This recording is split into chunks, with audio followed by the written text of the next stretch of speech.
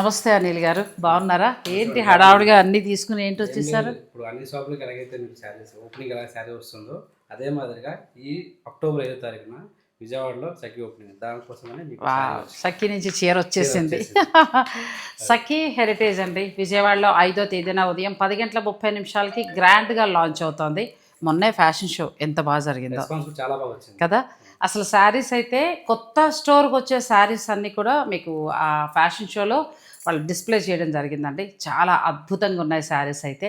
నేను 5వ తేదీన వెళ్తున్నా, మీరు వస్తారా?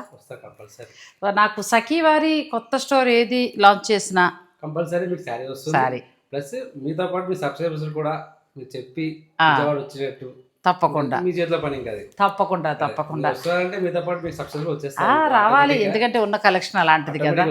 కానీ ఇప్పుడు పెట్టే హెరిటేజ్ లో ఇప్పుడు చూడండి కలెక్షన్ పెడుతున్నారు. నాకైతే ఎంత బాగా నచ్చిందంటేనండి, ప్యూర్ మనకి జరీ కోటాకి జామ్దాని వీవింగ్. ఆ చీరలు చూడటం కోసమైనా నేను ఆ లాంచింగ్కి వెళ్ళాలనుకున్నా. 5వ తేదీన ఉదయం 10:30 విజయవాడలో సఖీ హెరిటేజ్ గ్రాండ్గా లాంచ్ అవుతుందండి. మరి నాకు శారీ వచ్చేసింది. ఈ సారి ఎలాంటి చీర సెలెక్ట్ చేశారు? హెరిటేజ్ అంటే ఆ లెక్కన ఉండాలి. సస్పెన్స్. Wow, beautiful sari. అందులోకి ఇవాళ దుర్గాష్టమి, అమ్మవారికి ఇష్టమైన ఎరుపు చీర ఎంత చక్కగా వచ్చింది.